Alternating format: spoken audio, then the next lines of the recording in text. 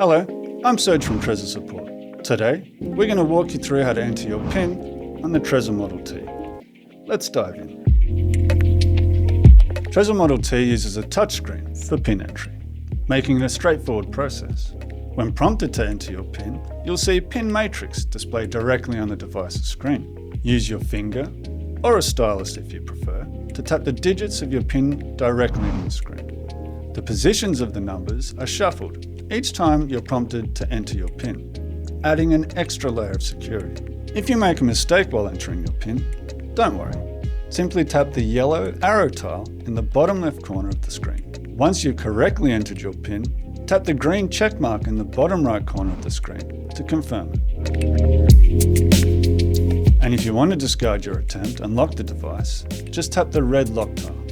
This will cancel the current PIN entry and lock your Trezor. To wrap things up, your PIN is essential for protecting your Trezor from physical access. By following these steps, you're taking a vital step in safeguarding your digital assets. If you need any assistance, Trezor Support is here to help.